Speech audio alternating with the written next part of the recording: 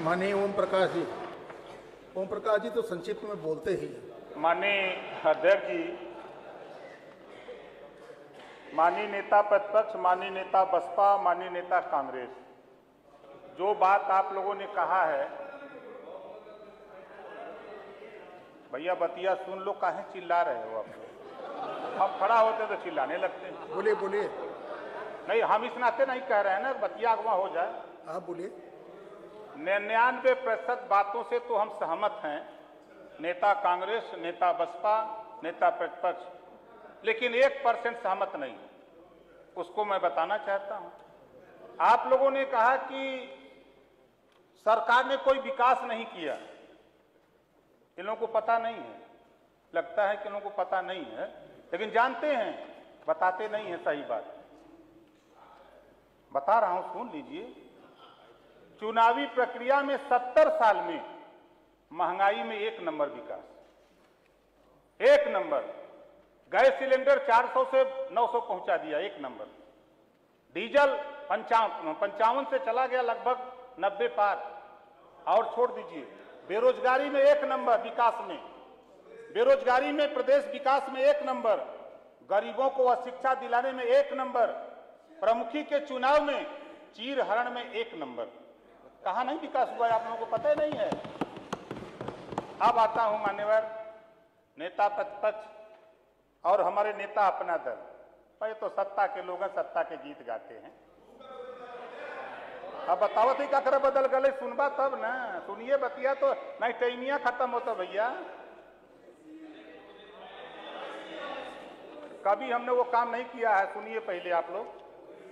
प्रदेश में पिछले 4 वर्षों से माननीय अध्यक्ष जी, कर्मचारी महंगाई एवं तमाम तरह के मुश्किलों का हवाला देकर पारिश्रमिक बढ़ाने का गुहार लगा रहे थे सरकार से, तो सरकार ने नहीं सुना। अब चुनाव नजदीक आते ही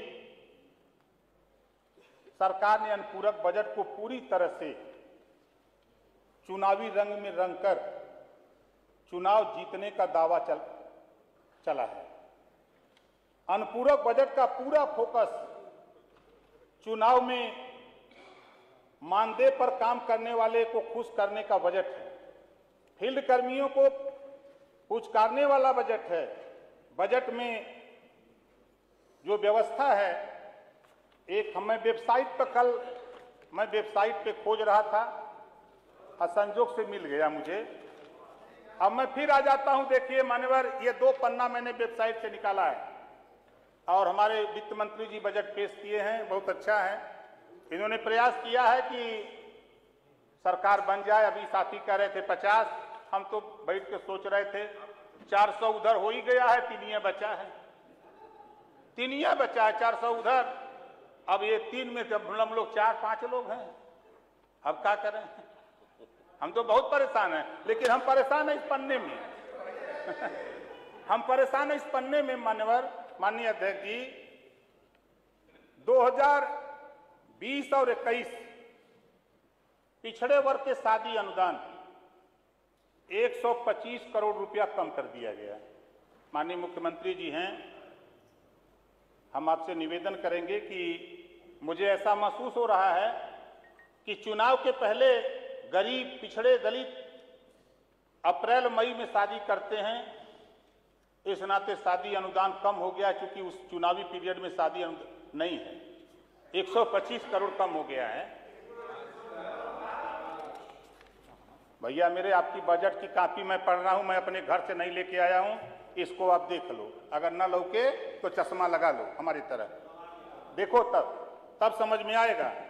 अब आगे मान्यवर, इसी में 2021 में अनुसूचित जाति जनजाति को 100% छात्रवृत्ति मिलती है। सामान्य वर्ग को लगभग 100% छात्रवृत्ति, जितने बच्चे थे मिल गए। 20,302 बच्चे पिछड़ी जाति के हैं, इनको 12,03,476, लगभग 8,000 बच्चों को छात्रवृत्ति नहीं मिली। इसके लिए कोई बजट का प्राविधान नहीं है। माननीय वित्त मंत्री जी, इसको दिखवा लीजिए। 8 लाख बच्चे हैं जो छात्रवृत्ति से वंचित हैं। अब आगे मान्यवर, पिछड़े समाज के लिए सरकार ने पिछली सरकारों से स्कीम चल रही है कंप्यूटर प्रशिक्षण योजना, और उस योजना में मान्यवर एक भी रुपए की वृद्धि नहीं है।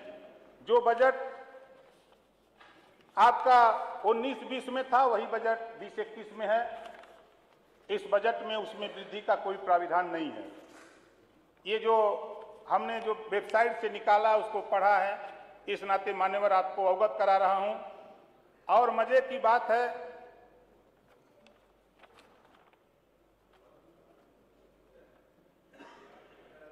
लाभ ये मान्यवर शुल्क प्रतिपूर्ति में पिछली बार 2019-20 में 999.69 करोड़ रुपया का बजट था, और इस बार 20-21 में जो बजट था, प्राविधान है इस बुकलेट में जो मैंने निकाल के पढ़ा है, 905.03 करोड़ है। 94.66 करोड़ रुपया कम कर दिया गया है शुल्क प्रतिपूर्ति में भी। इस बजट में कोई प्राविधान नहीं है मान्यवर। हम आपके माध्यम से माननीय वित्त मंत्री, माननीय मुख्यमंत्री जी हैं, हम निवेदन करेंगे कि इस पर विचार होना चाहिए। सरकार अनुपूरक बजट में चुनावी प्रचार के लिए 500 करोड़ की व्यवस्था की है, जो मैंने पढ़ा और सुना देखा। वहीं पिछड़े समाज के छात्रवृत्ति के लिए सरकार के पास पैसा नहीं है। ये है व्यवस्था मान्यवर, इस बजट में नहीं है। और मैं कितना कहूं, आपकी चूंकि समय की बाध्यता है, हमने पढ़ा माननीय वित्त मंत्री के जो अनुपूरक बजट है उसमें प्रांतीय रक्षक दल पीआरडी मानदेय बढ़ाने की बात किया है आपने, अच्छी बात है, हम उसका स्वागत करते हैं। लेकिन वहीं प्रांतीय रक्षक दल और होमगार्ड विभाग, दो विभाग है, एक ही संस्था है, एक ही विभाग चलाता है। और मान्यवर पीआरडी को 375 रुपया प्रतिदिन मिलता है और होमगार्ड को मिलता है 700 रुपया। एक ही थाने में लोग ड्यूटी करते हैं, इसको आप दिखवा लीजिएगा मान्यवर।